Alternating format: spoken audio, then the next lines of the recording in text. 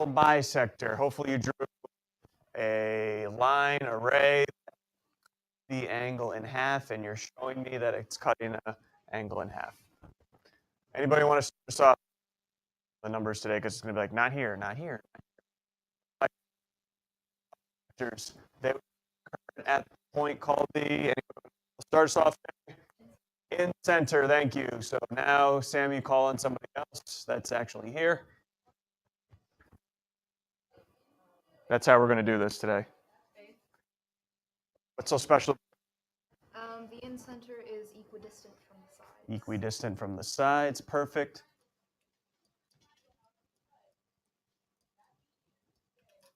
And what should we know about that distance to the sides? It's got to be the perpendicular distance to the side, remember, all right?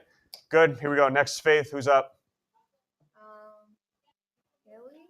Okay, Haley, medians start where? At a vertex and draw into the opposite sides. Nice job. Need somebody else? Okay, if I draw in all three medians, they're going to intersect at the centroid. That's what we worked on yesterday. I will take care of the special property because what we did yesterday, we said what? That the piece from the vertex to the centroid is double the other piece, right? All right, so let's put that in words now. The centroid cuts the median into a ratio of, I think I went over this yesterday, 2:1, yep. That's where that double part comes in.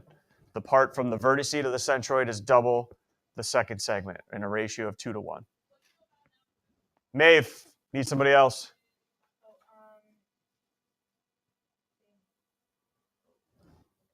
Altitude start where? At a vertex and is what to the opposite side? Perpendicular to the opposite side. Thank you. If I drew all three altitudes in, need somebody else, Sammy? Where do all three altitudes intersect? At the orthocenter, yep. The special property, there is none, but I am still going to expect you guys to know where it's located depending on the type of triangle. All right? So for instance, if I have an acute triangle,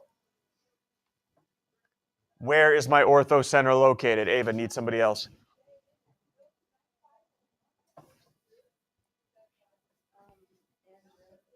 Where's the orthocenter going to be? If I have somewhere inside the triangle, the orthocenter will be located. Keep going, Andrew, going around.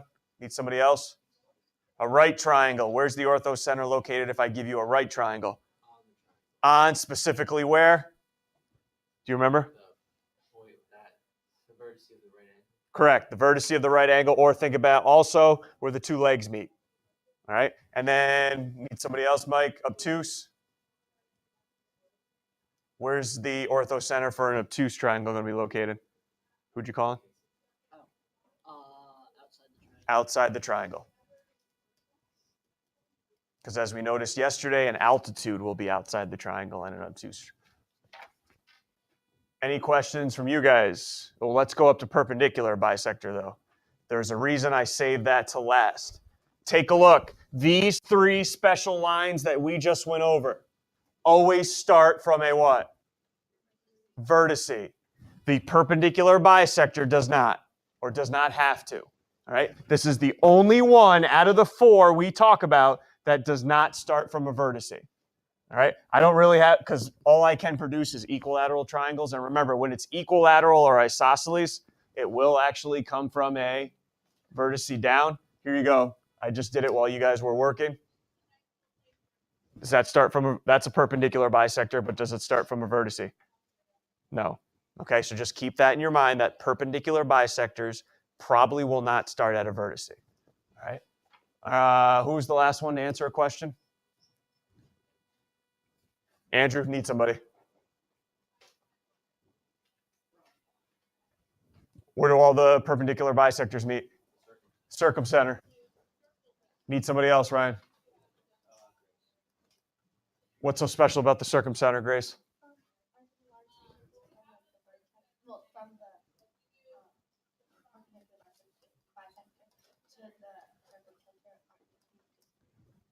Not from the perpendicular bisectors, from the vertices, okay? So it's the circumcenter is equidistant from the three vertices.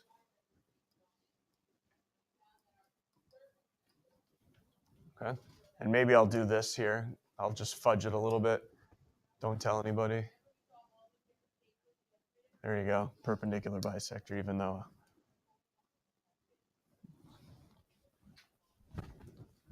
All right. Any questions here, guys? Any questions? This is big time. Quiz, by the way, I'm looking at Wednesday.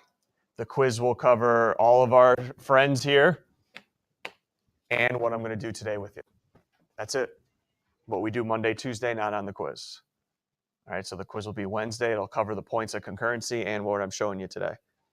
Go to homework. Let's go. I want you to ask us, hopefully, a slew of homework questions here so we can get through it. Slew of homework. How'd you get that on the answer key? Let's roll.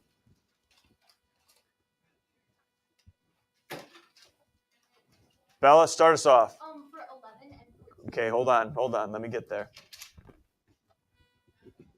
I just put a new one up before you guys came in, so it wouldn't do this.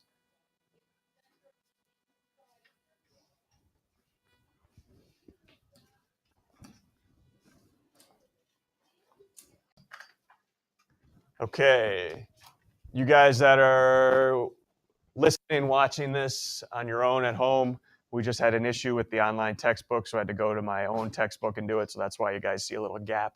You don't see any homework questions being answered. We're going to go right to today's notes. So go ahead, pause the video right now if you need to, and graph triangle ABC for me. Everyone good? Okay, I still want to do one more graphically to make sure we're good to go. And what I want to do is find the centroid. Find the centroid. So here we go, centroid. If you have to, hopefully you don't have to look back at your notes. That's the what? Point of concurrency for the medians. All right, so I need at least two medians right now in this triangle. What's going to be the easiest median to do? The median drawn from C down to AB. Yep. Because we know medians are drawn to midpoints. Medians are drawn to midpoints. So go ahead, find the midpoint of AB right now quickly and draw the median coming from C down.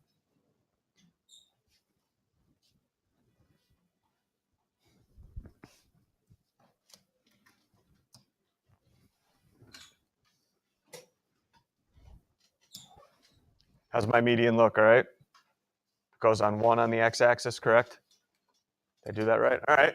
So now, that was easy. Let's make a class decision. What other median do you want to draw, from A or from B? Okay, let's draw it from B. So that means I need to find the midpoint of which side? Midpoint of AC, yep. So we're going to need the midpoint formula, which I don't know. Have you noticed we've used more and more now? Do you subtract or add your coordinates? Thank you. Add them. So A and C, we're going to do -5 plus 0. Oh, that's nice. And then we're going to add our y's, which are 0 plus 6. So where's the midpoint of AC? It's going to be at -2.5, 3. Best of your ability, go ahead and draw that median in. -2.5, 3. And hopefully using the straight edge, connecting those, drawing in your medians.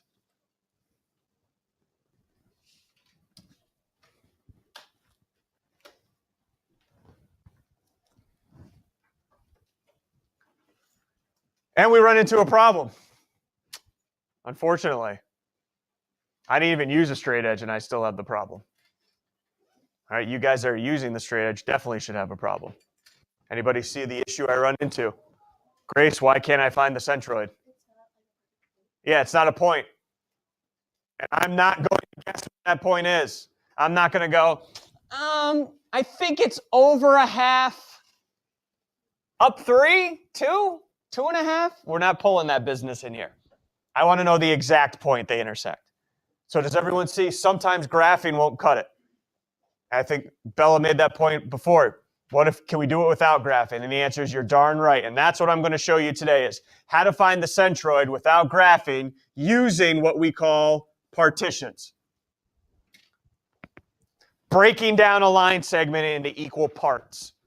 All right, hence partitioning. So just remind me one last time, the centroid divides into a ratio of 2 to 1. All right, let's work with that ratio now. If I'm going to break a line, if I'm trying to find a point that breaks a line segment up into 2 to 1, that means how many equal parts should I cut my line segment up into? How many? 3. Watch, here's why. Little visual demonstration for everyone. Let's say this is my median, and I break it up into 3 congruent parts. I want to find the point that breaks it up into a ratio of, isn't that point right there? Watch, ready? 2, what's on the other side? 1. All right, so that's what I'm going to do here. Yes, I'm going to break it up into 3 equal parts, and I'm going to try to find the point that's 2 to 1, the second point. So everyone can see our little plan here. Okay, how do I do it? Well, what I like to do, and there's other different ways around it. So if you guys talk to friends who maybe a different teacher does it a different way, go ahead and do it. All right, I'm just going to show you the way I'm comfortable teaching it. First thing I do is I take care of the x-coordinates first. All right, I want to find the x-coordinate first. So what I do is I take a point A, vertex A was -5, 0, and I find the midpoint of BC, which we didn't do yet. All right, so let's find the midpoint of BC, and let's call it point D. So midpoint of BC.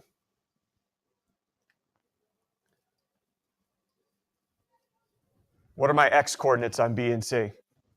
7 and 0. So 7 plus 0 divided by 2. What do you got for me? 3.5. And then add your y's for me real quick. 0 plus 6 divided by 2. 3. Okay, so there's point D. So just so you see visually what I'm doing, 3.5, 3. There's point D. I am taking the median, and I'm going to cut it up into equal parts of 3 right now. You're going to help me. Okay? Starting with the x-coordinate. Ready? From point A to point D, what x-coordinate did I start at? Remember, I'm going from A to D now. What x-coordinate did I start at? From A to D, what x-coordinate did I start at? I started at -5, right? And as I traveled to point D, what x-coordinate did I end with? 3.5. So on the x-axis, I went from -5 all the way to 3.5. Does everyone see where I did? So I traveled a distance of how many? 8.5 units. So on the x-axis, I traveled 8.5 units. And you guys told me, hey, if I'm going to break it up in a ratio of 2 to 1, I need to go how many equal parts? 3. So if I traveled 8.5 units, and I want to break my distance up into 3 equal parts, I'm going to take the 8.5 and divide it by 3. Whatever I'm dividing the line segment up into. Here's where you need your calculator. And I know you get a repeating decimal, but we'll just take a part of it.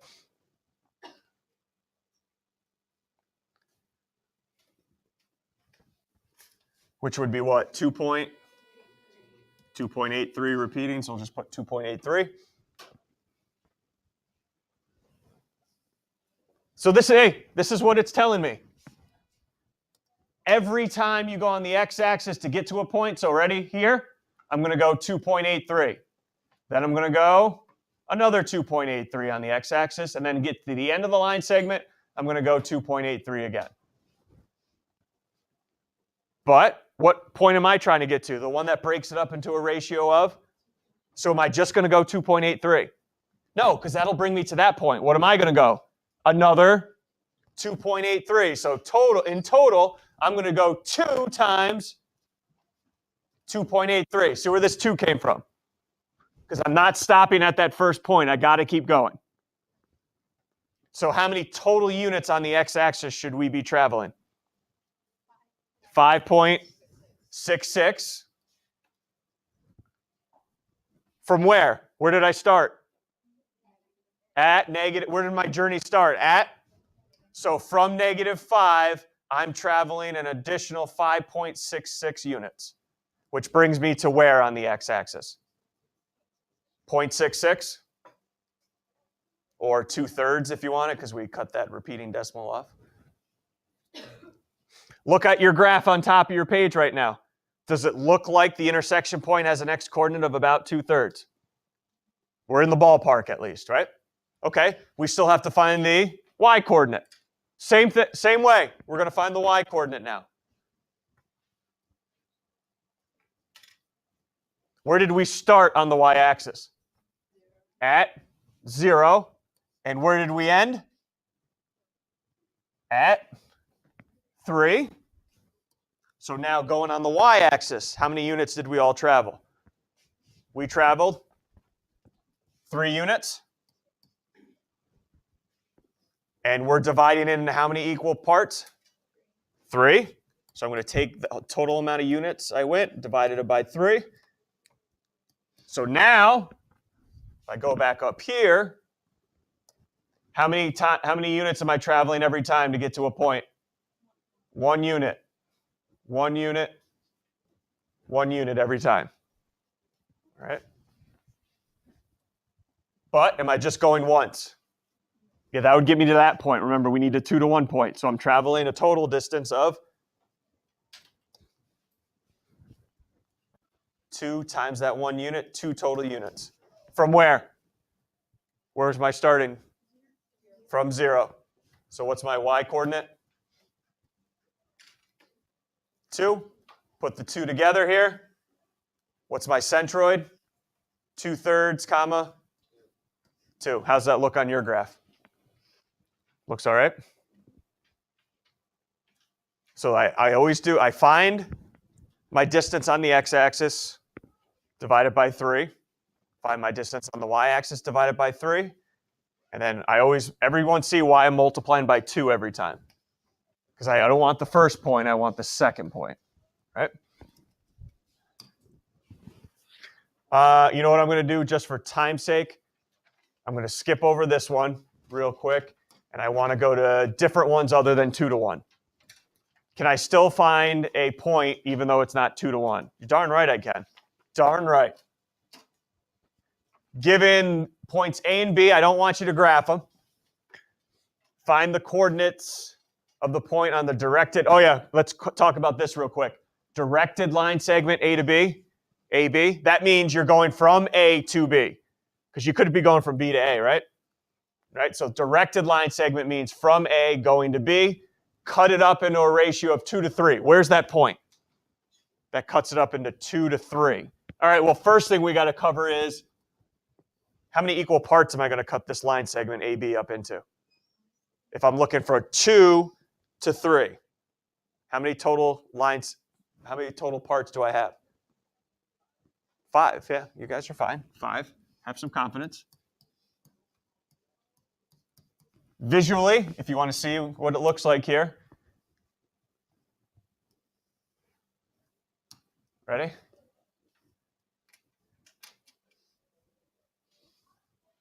There you go. 1, 2, 3. Oh, of course, I do 4. Nice job. Let me try this again. How about this now?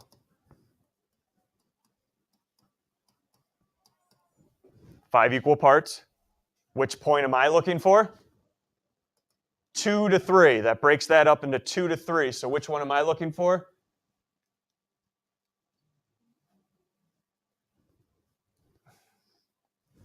This point right here. Because I got 2 to the left, 3 congruent segments to the right. So I need to know what that point is right now. Ready to help me out?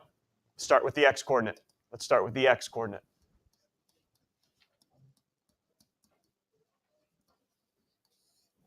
Where'd we start? A to B, remember. Where'd we start? -3, right? And we went to 2. So think about yourself on the x-axis going from -3 to 2. How many units did you travel? Andrew? 5 units. We traveled 5 units on the x-axis. And you're breaking that up into how many equal parts? How many? 5. So I'm going 1 unit every time. 1 unit. 1 unit. 1 unit. 1 unit. 1 unit every time. But am I just going to go 1 unit and that's it? No, I need to go over how many times? Well, be careful. Here's 1 unit. There's another unit. How many total? 2. So I'm multiplying this by 2. From where? What starting point? From -3. So going from -3 and adding 2, where do you end up on the x-axis? Negative, anybody? 1?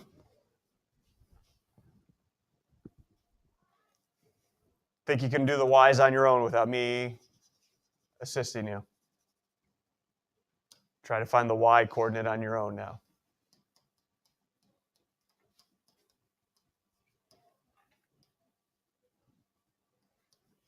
You start at -4.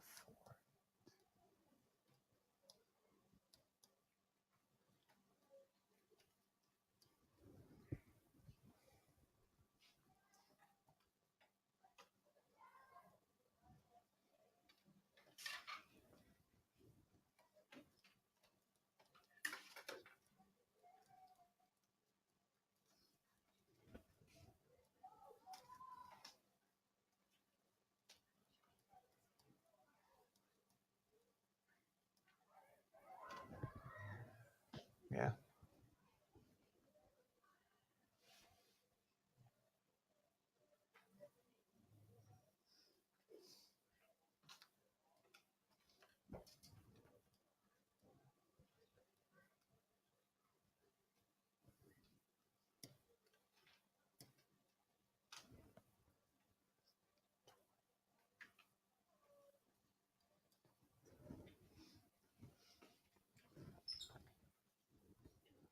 -12/5?